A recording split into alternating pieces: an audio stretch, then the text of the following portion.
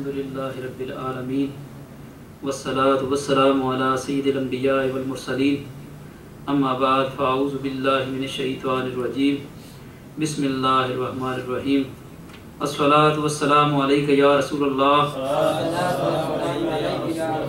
وعلی آلک واصحابک یا حبیب اللہ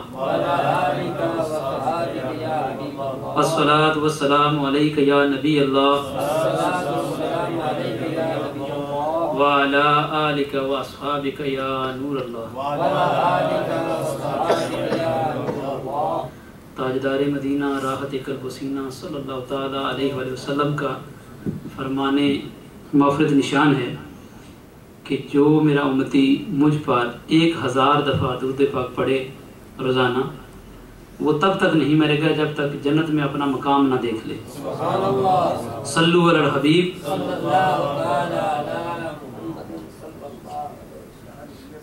یہ واقعہ تھوڑا لمبا ہے لیکن یہ کہ آپ اگر دھیان سے سنیں گے تو انشاءاللہ عشق مصطفیٰ اپنے دل میں موزن ہوتا پائیں گے انشاءاللہ.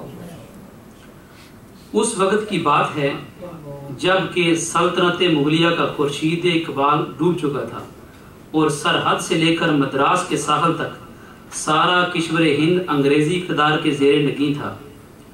لکھنؤ میں ایک انگریز کمشنر بحال کیا گیا. چونکہ اس وقت کی دفتری زبان فارسی تھی اس لیے کمشنر کو فارسی زبان سیکھنے کی شدت سے ضرورت محسوس ہوئی اور اس کے لیے لکھنؤ کے مشہور فارسی داں ملا سراج الدین کی خدمات حاصل کر لی گئیں. ملا جی روزانہ شام کو 4 بجے انگریز کمشنر کو ٹیوشن پڑھانے آتے تھے. موصوف عصر اور مغرب کی نماز کمشنر صاحب کی کوٹھی ہی پر ادا کرتے تھے. کمشنر کی ایک نوجوان لڑکی تھی. ہزاروں لالا روحوں اور زہرہ جمالوں کی کہانیاں اس کی ایک ایک ادا میں سمٹ آئی تھیں. سرشار آنکھوں سے شراب کے پیمانے چھلکتے، مہتاب کی طرح درخشاں پیشانی ہر وقت موجے نور میں غرق رہتی. چلتی تو فتنہ حشر جگاتی، باتیں کرتی تو پھول جڑتے. جمال و رعنائی اور حسن و دلکشی کا وہ ایک مجسمہ تھی کہ مغربی تہذیب کے گھرانے میں وہ ہر وقت پردے میں رہتی تھی. ایک تو ماں باپ کی اکلوتی بیٹی، اس پر مزاج میں نفاست، طبیعت میں لطافت اور ناز و نعمت کی زندگی سارے خاندان کی راج دلاری بن گئی تھی. سیرت خصلت کے اعتبار سے بھی وہ نہایت پاک تینت، نیک سرشت اور شریف الطبع لڑکی تھی. شرم و حیا، علم و ہنر، ذہانت و دانائی اور متانت و سنجیدگی میں دور دور اس کا کہیں جواب نہ تھا. سارا قبیلہ اس کے حسن اخلاق سے مسخر تھا. غیر فطری ہی کا نتیجہ تھا کہ والدین کے اسرار کے باوجود کبھی وہ گرجا گھر نہیں جاتی تھی. سن شعور میں قدم رکھتے ہی اس نے باہر کی درسگاہ سے اپنا سلسلہ تعلیم منقطع کر لیا تھا اور اب گھر پر ہی شریف معلمات کے ذریعے اس کی تعلیم کا بندوبست کر دیا گیا تھا. علوم و فنون کی مختلف شاخوں میں مہارت رکھنے والی معلمات اپنے وقت پر آتی تھیں اور سبق دے کر چلی جاتی تھیں. تدریس کا یہ سلسلہ صبح 8 بجے سے شام کے 4 بجے تک جاری رہتا تھا. ملا جی کو آئے ہوئے کئی مہینے گزر چکے تھے.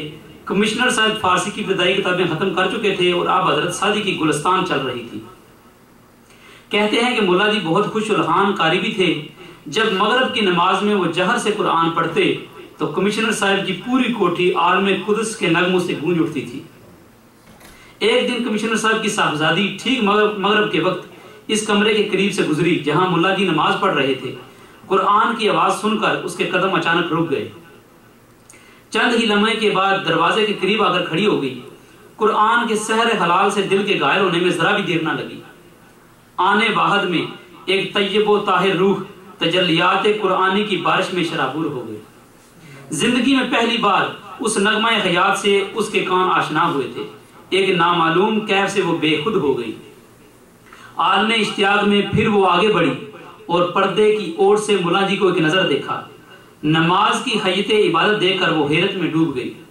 ہاتھ باندھ کر ساکت و مؤدب کھڑا رہنا، پھر سرنگوں ہو جانا اور اس کے بعد ماتھا ٹیکنا، عجز و نیاز کی یہ ادائیں اس کی آنکھوں کے لیے اچھمبے سے کم نہیں تھی. اب سے پہلے اس کی آنکھوں نے یہ روح پرور مناظر کبھی نہیں دیکھے تھے. جب تک ملا جی نماز پڑھتے رہے وہ تصویریں حیرت بنی دیکھتی رہی. نماز ختم ہو جانے کے بعد جب وہ واپس لوٹی تو جذبات کے سمندر میں ایک تلاطم سا تھا۔ دل از خود اندر سے کسی نامعلوم سمت کی طرف کھینچا جا رہا تھا۔ اس دن ساری رات وہ اپنے بستر پر کروٹیں بدلتی رہی۔ آیات قرآنی کا کیف اور نماز کی روحانی کشش ایک لمحے کے لیے بھی اس کے ذہن سے اوجل نہیں ہو رہی تھی۔ وہ ساری رات یہ سوچتی رہی کہ شیریں نغموں کی سحر ترازی مسلم، لیکن قرآنی نغمہ کا یہ اثر جس نے دل کے کشور کو تہو بیلا کر دیا ہے، اسے صرف خوش الحان آواز کا نتیجہ نہیں قرار دیا جا سکتا۔ یقیناً اس کے پیچھے کوئی ایسی حقیقت بول رہی ہے جس کا رشتہ روح انسانی کے ساتھ منسلک ہے۔ سوچتے سوچتے سحر ہو گئی، لیکن روحانی اضطراب کی آگ ویسے ہی سلگتی رہی۔ اپنا حال خود اپنی سمجھ میں نہیں آ رہا تھا۔ صبح طلوع ہوئی، دن نکلا، لیکن آج کتابوں میں جی نہیں لگ رہا تھا۔ سارا دن شام کے انتظار میں کٹا۔ حسب معمول عصر کے وقت ملا جی ٹیوشن پڑھانے کے لیے تشریف لائے۔ جو ہی ان کے قدموں کی آہٹ ملی، فرتے شوق سے صاحبزادی کا دل اچھلنے لگا۔ بڑی مشکل سے سورج ڈوبا اور ملا جی مغرب کی نماز کے لیے کھڑے ہوئے۔ شہزادی قبل از وقت ہی پسے پردہ کان لگائے کھڑی تھی۔ قرآن کی آواز کان میں پڑتے ہی دل کا حال بدلنے لگا۔ روح نغمہ جاوید کے کیف میں ڈوب گئی۔ آج دل ہی متاثر نہیں تھا بلکہ آنکھیں بھی اشکبار تھی۔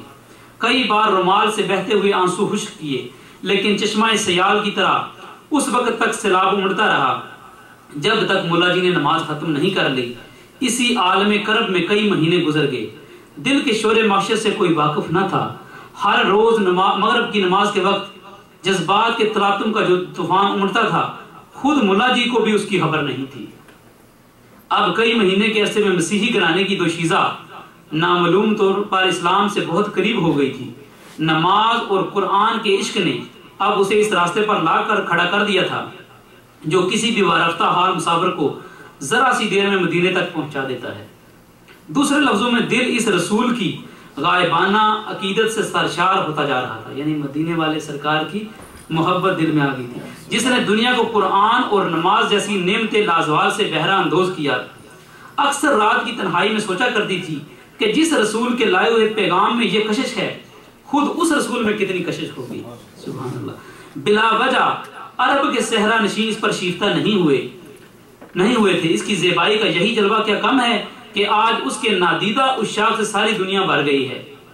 یقیناً محمد عربی صلی اللہ تعالی علیہ وآلہ وسلم عظمت و راستی کی ایک سراپا حقیقت کا دوسرا نام ہے۔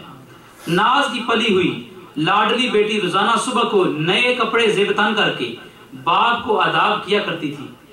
باپ کے دل کی شادابی اور روح کی آسودگی کا یہ سب سے بڑا ذریعہ تھا۔ آج وہ بڑی سجدھج سے آداب کرنے آئی تھی۔ آداب سے فارغ ہو کر مچلتے ہوئے ناز میں کہا، فادر ایک درخواست پیش کروں، قبول فرمائیے گا۔ بیٹی کے ان الفاظ پر باپ کی روح جھوم اٹھی۔ شفقت پدری کا جذبہ پھوٹ پڑا۔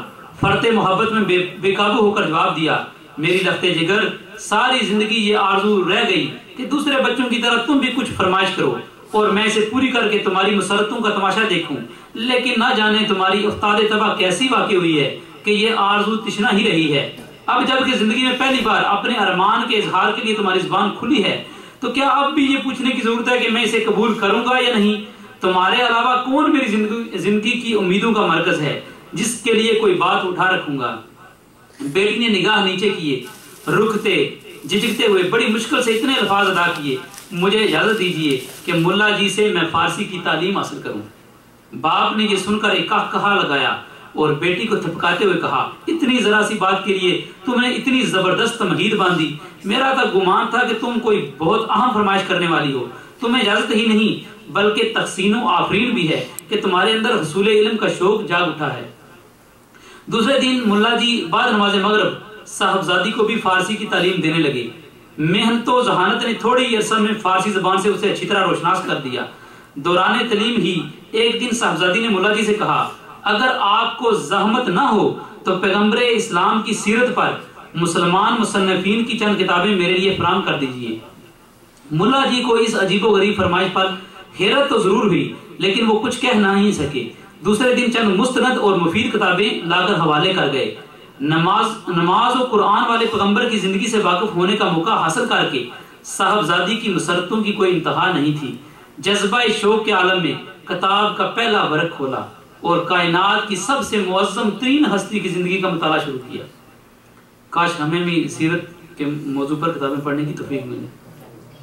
ورق ورق پر فضل و رحمت، جلال و جمال، عظمت و زیبائی، طہارت و تقدس، صبر و تحمل، جود و کرم، زہد و عبادت، فقر و ایثار، علم و حکمت، اعجاز و توانائی، قدرت و اختیار، قرب الہی کی جلوہ آرائی اور آسمان شوکت و اقتدار کے مناظر دیکھ کر دل کی دنیا جگمگا اٹھی۔ فرط شوق میں پلکوں پہ موتی کے قطرے جلملانے لگے، لالا کی پنکھڑی جیسے ہونٹ حرکت میں آئے اور ایک ننھی سی آواز فضا میں گونجی، محمد صلی اللہ علیہ وآلہ وسلم کے خداوند تو گواہ رہنا کہ مسیحی مذہب سے نکل کر تجھ پر اور تیرے آخری رسول پر ایمان لاتی ہوں۔ اے قادر و توانا معبود، تیرے محبوب پیغمبر کا واسطہ میری آنے والی زندگی کو کفر کی جلگار سے محفوظ رکھنا۔ دل میں عشق محمدی کا چراغ جل چکا تھا۔ اب ایمان بالغیب کی ایک نئی دنیا نظر کے سامنے تھی۔ حیات سرور کونین کی 63 سالہ تاریخ ذہن میں گھوم رہی تھی۔ سرکار کا جسم، ان کا نورانی پیکر، دل ربا چہرہ، سرمگی آنکھیں، عطر برساتی ہوئی امبری زلفیں، موجہ نور میں لہراتا ہوا عارض تاباں، جمال سراپا کا ایک ایک نقش و نگار تصورات کی دنیا پر چھایا ہوا تھا، بس حضور کے جلووں میں گم ہو گئی۔ سرکار پچھلے پہر جو ہی آنکھ لگی، قسمت بیدار نے آواز دی۔ رحمت و نور اور محبت و دلکشی کی جو دنیا تصویر میں گھوم رہی تھی اب وہ نظر کے سامنے تھی۔ کوٹھی کے قریب ہی ایک مسجد تھی۔ جیسے ہی مؤذن نے اشہدو ان لا الہ الا اللہ واشہدو ان محمد رسول اللہ کا کلمہ فضا میں نشر کیا، آنکھ کھل گئی۔ دیکھیں حضور کے جو ہے وہ خواب میں جلوے دیکھ کے ادھر سے اذان کی آواز آئی تو پھر آنکھ کھلی۔ کلمہ اسلام سن کر دل بےتاب ہو گیا، ایمان کی امنگیں جاگ اٹھی۔ آج چہرہ بشاشت سے کھلا جا رہا تھا، کونین کی ارجمندی بال بال سے پھوٹ رہی تھی۔ ایک لالہ رخ حسینہ کا اپنا ہی جمال کیا کم تھا کہ وہ چشمہ نور میں غوطہ لگا کر آ گئی تھی۔ اب تو گل قدا فردوس کی حور معلوم ہو رہی تھی۔ فرط تابندگی سے چہرے پر نظر جمانا مشکل تھا۔ حسن و دلکشی کی یہ نمایاں تجلی دیکھ کر ماں باپ کو بھی حیرت ضرور تھی، لیکن وہ اسے حضرت مریم کی عقیدت کا فیضان سمجھ رہے تھے۔ اس دن کافی انتظار کی زحمت اٹھانے کے بعد ملا جی تشریف لائے۔ نماز مغرب سے فراغت کے بعد صاحبزادی پڑھنے کے لیے حاضر ہوئی۔ جو ہی چہرے پر نظر پڑی ملا جی کی آنکھیں پھٹی کی پھٹی رہ گئیں۔ صاحبزادی نے کہا، حیرت نہ کیجیے، مجھے کلمہ پڑھا کر میرے اسلام پر گواہ بن جائیے، اور دیکھیے میں نے اپنا نام فاطمہ رکھ لیا ہے، آئندہ مجھے اسی نام سے یاد کیجیے گا۔ ملا جی بہت کمزور دل آدمی تھے۔ بڑھاپے میں کمشنر صاحب کو پڑھانے کا جو موقع مل گیا تھا اسے وہ بہت غنیمت سمجھتے تھے۔ پھر صاحبزادی کے حالات سے بھی بے خبر تھے۔ لرزتے ہوئے صاحبزادی کو جواب دیا، دل کا مسلمان ہو جانا خدا کے تئیں نجات کے لیے کافی ہے۔ صاحبزادی نہ ابھی اپنے اسلام کا آپ اعلان کریں، جب بھی فلاح ہو اخروی کا استحقاق کہیں نہ جائے گا۔ یعنی اگر آپ اپنے اسلام ہونے کا اعلان نہیں کرو گی تب بھی انشاءاللہ آخرت میں نجات پاؤ گی، کیونکہ آپ کے جو ہے وہ والدین جو ہے وہ مسلمان نہیں ہیں تو ان کے تمہارے لیے پرابلم ہو سکتی ہے، تو اس کے لیے دل میں جو ہے وہ اگر مسلمان ہوگی تو بھی صحیح ہے۔ مجھے اندیشہ ہے کہ میں آپ کو کلمہ پڑھا کر اسلام میں داخل کر لوں اور اس کی اطلاع کمشنر صاحب کو ہو گئی تو ہم پر بھی وبال آئے گا اور آپ کی زندگی بھی خطرے میں پڑ جائے گی۔ صاحبزادی ملا جی کی کمزوریوں سے واقف تھی، یہ جواب سن کر خاموش ہو گئی۔ فارسی کی تعلیم ختم ہو جانے کے بعد فاطمہ نے قرآن مجید کی تعلیم کا سلسلہ شروع کیا۔ ملا جی کی آمد و رفت کا سلسلہ وہ منقطع نہیں کرنا چاہتی تھی، اسے توقع تھی کہ مستقبل کی کوئی ضرورت بھی ان سے متعلق ہو سکتی ہے۔ اب فاطمہ گھر والوں کی نظروں سے چھپ چھپا کر نماز بھی پڑھنے لگی تھی۔ صبح کے وقت قرآن کی تلاوت بھی کیا کرتی تھی۔ چونکہ اس کے کمرے میں ابتدائی سے کسی کو داخل ہونے کی اجازت نہیں تھی، اس لیے اس کی زندگی کا اکثر حصہ صیغہ راز میں تھا۔ دل کے خاموش انقلاب کی گو والدین کو خبر نہیں تھی، لیکن باطن کی تطہیر اور روحانی تقدیس کا اثر نامعلوم طور پر اس کی گرد و پیش میں نمایاں تھا۔ خاندان کے دلوں میں صرف اس کی محبت و شفقت ہی کا نہیں، توقیر و احترام کا جذبہ بھی پیدا ہو گیا تھا۔ اس کی شخصیت کا اثر بغیر کسی ظاہری سبب کے لوگوں کے تخت و شعور پر چھاتا جا رہا تھا۔ وہ رات کی تنہائی میں اپنی خوابگاہ کے اندر کیا کرتی تھی اس کی خبر کسی کو نہ تھی، لیکن ملا جی کے ذریعے صرف اتنا معلوم ہو سکا تھا کہ وہ اپنی زندگی کو سرور کونین کی زندگی کے سانچے میں ڈالنے کا بہت زیادہ اہتمام کرتی تھی کہ ہر جو بھی حضور صلی اللہ علیہ وسلم کی سنت تھی اس کو اپنانے کی کوشش کرتی تھی۔ سب کے سو جانے کے بعد وہ اپنا کمرہ اندر سے بند کر کے عشاء کی نماز پڑھتی، اس کے بعد سو جاتی، پھر تہجد کے لیے اٹھتی اور تا دم سحر گریہ و مناجات، تسبیح و تحلیل اور درود و سلام میں مشغول رہتی۔ اس کے دل کا آئینہ اتنا شفاف ہو گیا تھا کہ عالم غیب کے انوار و اسرار کا وہ کھلی آنکھوں سے تماشا دیکھا کرتی تھی۔ اب آہستہ آہستہ اس کی زندگی کا رشتہ دوسرے مشاغل سے ٹوٹتا جا رہا تھا، گھنٹوں وہ کھوئی کھوئی سی رہنے لگی۔ اس کی روح کی لطافت اتنی بڑھ گئی تھی کہ کئی کئی دن بغیر کسی ذوق و نقاہت کے وہ روزے میں گزار دیتی تھی۔ سبحان اللہ۔ ایک دن ملا جی جب شام کے وقت پڑھانے آئے تو انہیں معلوم ہوا کہ صاحبزادی آج کچھ علیل ہیں، یعنی بیمار ہیں، اس لیے وہ نہیں پڑھیں گی۔ جو ہی واپس جانا چاہتے تھے کہ آیا نے اطلاع دی صاحبزادی اپنے حجرہ خاص میں آپ کو بلا رہی ہیں۔ ملا جی ہمت کر کے کمرے کے اندر داخل ہوئے، دیکھا تو فاطمہ بستر پر دراز تھی، قدم کی آہٹ پاتے ہی اٹھ کر بیٹھ گئی اور نہایت سرگوشی کے ساتھ ملا جی سے کہا، آپ کے احسانات سے میری گردن ہمیشہ بوجھل رہے گی کہ آپ کی وجہ سے مجھے ایمان نصیب ہوا اور حبیب خدا کی دولت عشق سے میری زندگی کیف و سرور کے ایک نئے عالم میں داخل ہوئی۔ اب میں روحانی قرب کی اس منظر میں ہوں جہاں ایک لمحہ کے لیے بھی میرے سرکار آنکھوں سے اجل نہیں ہوتے۔ اندازہ لگا لے کہ وہ قرب کی کس منظر پر تھی کہ کہتی ہے کہ اب تو میں روحانی قرب کی اس منظر میں ہوں جہاں ایک لمحہ کے لیے بھی میرے سرکار آنکھوں سے اجل نہیں ہوتے۔ اللہ تعالی ہمیں بھی سرکار کے جلووں میں گم فرمائے۔ آثار و قرائن شہادت دے رہے ہیں کہ اب میں حیات کے آخری لمحے سے گزر رہی ہوں، عالم قدس کا پیامی جلدی آنے والا ہے، میں بھی اس کی منتظر آنکھوں سے راہ دیکھ رہی ہوں۔ رختے سفر باندھ کر میں نے اپنی تیاری مکمل کر لی ہے، اپنے انجام کی فیروز بختی پر دل اتنا مطمئن ہے کہ مسکراتے ہوئے پیکے اجل کا خیر مقدم کروں گی۔ صرف ایک آرزو ہے جس کے لیے میں نے آپ کو اس وقت زحمت دی ہے، اگر بعد مرگ میری وصیت پوری کرنے کا اگر آپ یقین دلائیں تو میں عرض کروں۔ اتنا کہتے کہتے اس کی چمکتی ہوئی آنکھیں آنسوں سے بھر گئی۔ ملا جی بھی اپنے تئیں سنبھال نہ سکے اور وہ بھی اشک بار ہو گئے۔ برائی ہوئی آواز میں جواب دیا، خدا آپ کی زندگی کا اقبال بڑھائے، آپ کی عمر کی برکتوں کو دراز کرے۔ نصیب دشمنا مرگ ناگہاں کی خبر سننے کے لیے ہم ہرگز تیار نہیں ہیں، لیکن علم الہی میں اگر یہی مقدر ہو چکا ہے تو کوئی اسے ٹال نہیں سکتا۔ آپ اپنی آرزو کا برملا اظہار فرمائیے، میں اس کی تعمیل کا آپ کو یقین دلاتا ہوں۔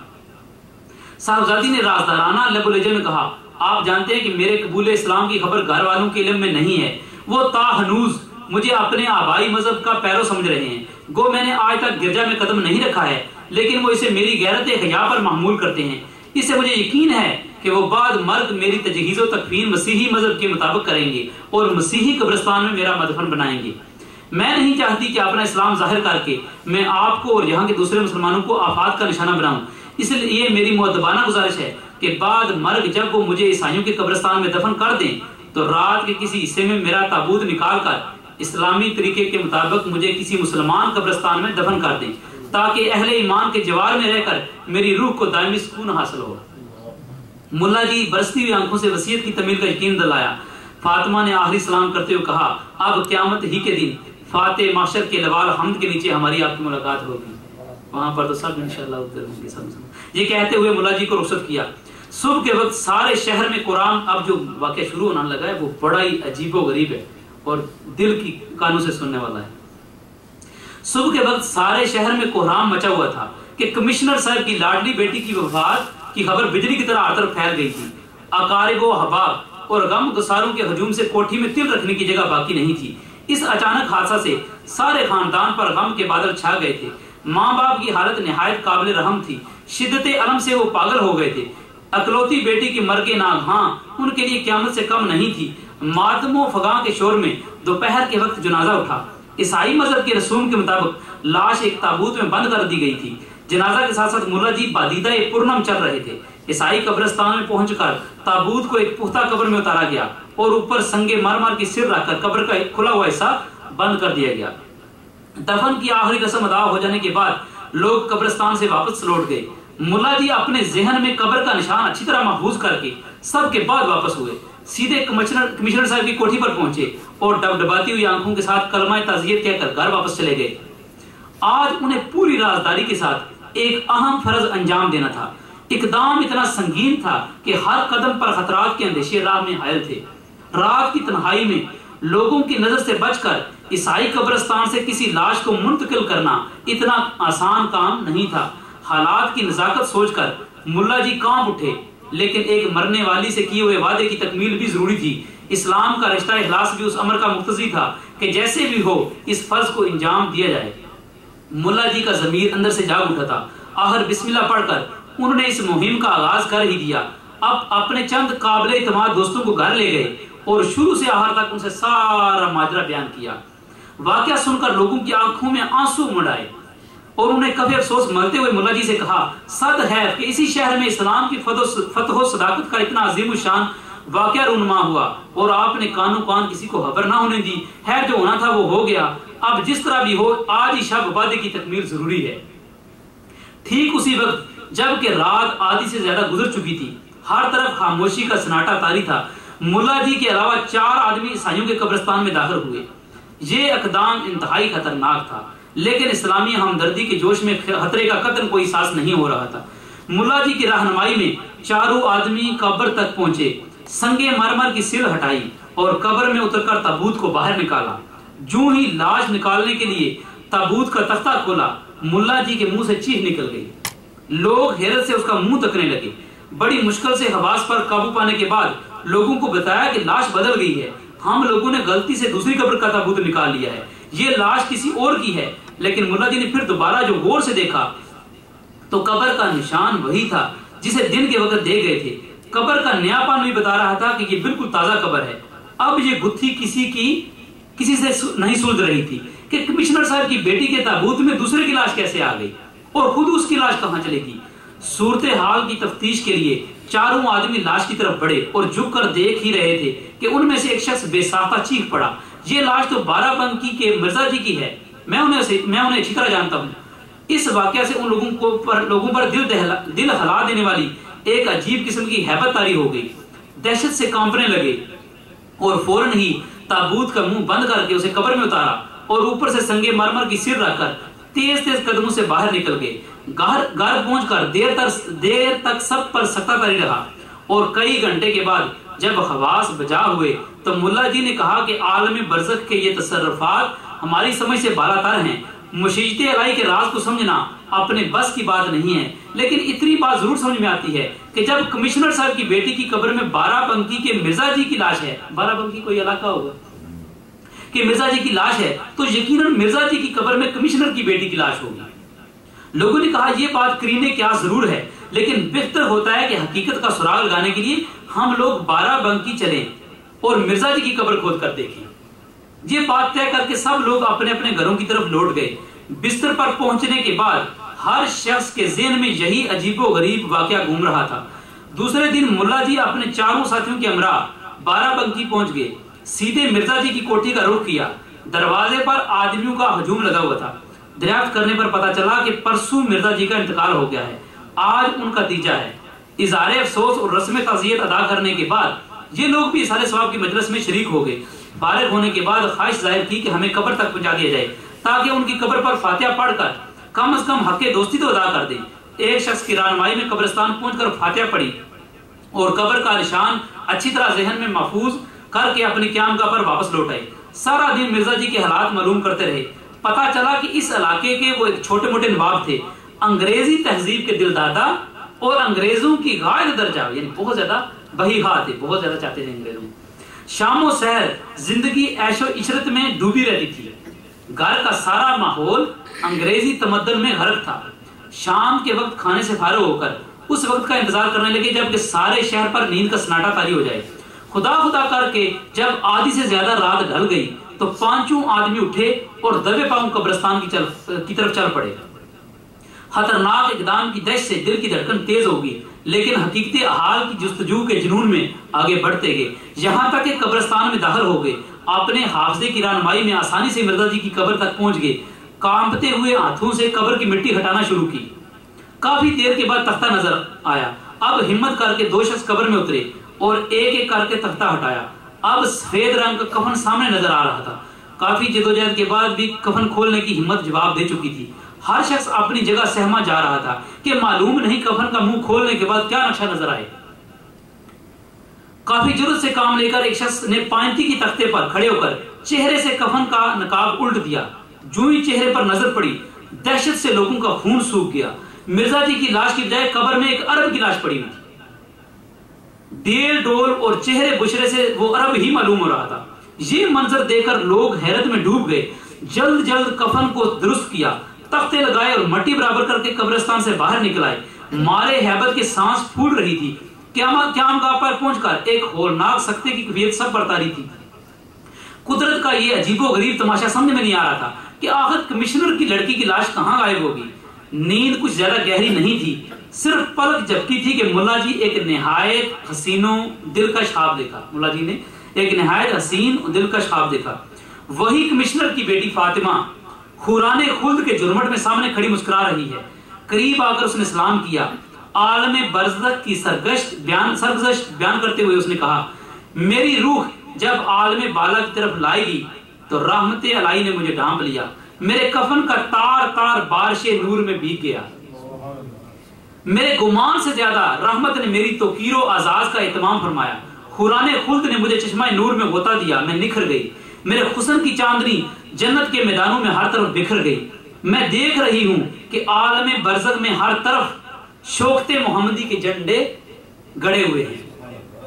جو مردہ ہوتا ہے نا کبھی جھوٹ نہیں بولتا. وہ کہتی ہے کہ ہر طرف شوکت محمدی صلی اللہ علیہ وسلم کی جو ہے عزت و احترام جو ہے اسی کے جھنڈے گڑے ہوئے ہیں. سارے انبیاء و مرسلین ان کے دربار کے نیازمند حاضر باش ہیں. جب میری روح ان کے بارگاہ میں لائی گئی تو تجلیات کی تیز بارش سے آنکھیں ہیرا ہو گئی. ان کی ناز بردار رحمتوں نے میری ہستی کا فروغ بڑھا دیا. حکم ہوا کہ میری لاش طیبہ کی سرزمین پر منتقل کر دی جائے. سبحان اللہ. اسی خطہ قدس میں جہاں 80,000 عاشقان جمال آسودہ خواب ہیں, جس دن میری لاش عیسائیوں کے قبرستان میں دفن کی گئی تھی اسی دن 3 لاشیں اپنی اپنی قبروں سے منتقل ہوئی تھی. مدینے میں ایک عرب سوداگر جسے ہندوستان بے حد پسند تھا, عرصہ قدیم سے اس کی آرزو تھی کہ وہ یہاں بود و باش تیار کرے. مدینے میں رہتا تھا, کہتا تھا کہ دل میں یہ خواہش تھی کہ کاش انڈیا میں رہے. اللہ اکبر. وہ یہاں بود و باش تیار کرے. جب وہ مر گیا اور لوگوں نے اس کی لاش کو جنت البقیع میں دفن کیا تو عالم برزخ کے کار پروازوں کو حکم ہوا کہ مدینے میں رہ کر ہندوستان میں سکونت اختیار کرنے کی آرزو رکھتا تھا. مدینے کی زمین اس کی نگاہ میں عزیز نہیں تھی, اس لیے اس کی لاش کو ہندوستان میں منتقل کر دیا جائے. حضور صلی اللہ علیہ وسلم کی حدیث کا مفہوم بھی ہے نا کہ تم میں سے جس سے ہو سکے مدینے میں مرے وہ مدینے میں مرے, کیونکہ جو مدینے میں مرتا ہے میں اس کی شفاعت کرتا ہوں. تو اس کو یہ نہیں پہنچی ہوگی حدیث, اسے یہاں پر رہنے کا کوئی حق نہیں ہے. دوسری لاش 12 بنکی کے مرزا جی کی تھی. عیسائیوں کے ساتھ غائب درجہ یعنی بہت الفت محبت کی وجہ سے وہ زندگی بھر انگلستان جانے کی تمنا میں مرتے رہے. یعنی ساری زندگی یہی تھا کہ یہ بہت اچھا طریقہ ہے ان کے رہنے سہنے کا, کاش ایک دفعہ انگلینڈ پہنچ جاؤ کسی طریقے. بھول کر بھی انہیں دیار عرب کا خیال نہیں آیا. کبھی یہ نہیں دل میں سوچا کہ مجھے یا رسول اللہ اپنا دیار دکھا دیں, یا اللہ اپنا گھر دکھا دے. بھول کر بھی انہیں دیار عرب کا خیال نہیں آیا. جب ان کی لاش دفن کی گئی تو حکم ہوا اسلام سے بیگانہ ہو کر اس نے جس عیسائی قوم کے ساتھ زندگی کے دن گزارے ہیں اسے اسی قوم کے قبرستان میں منتقل کر دیا جائے. اموات مسلمین کے ساتھ اسے ہرگز نہیں رکھا جا سکتا.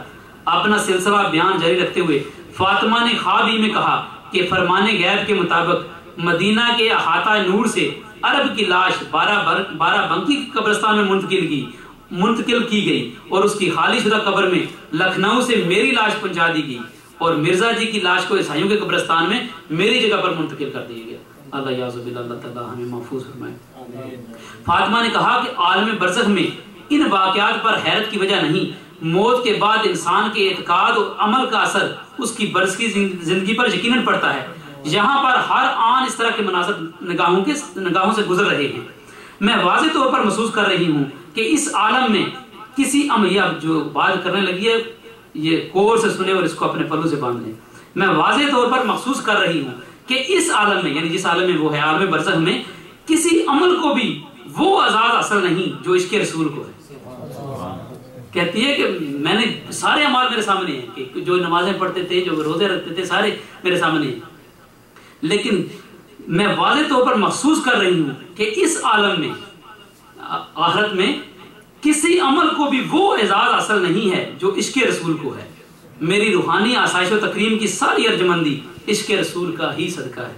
یہ حقیقت ہے کہ رحمت و کرم کی تصہیر کے لیے اس سے زیادہ، یہ ایک اور نسخہ بھی بتانے لگی ہے، یہ حقیقت ہے کہ رحمت و کرم کی تصہیر کے لیے، یعنی اگر آپ کو رحمت چاہیے اللہ کی، اگر اللہ اور اللہ کے رسول کا کرم چاہیے، تو اس کی تصہیر نہ صرف وہ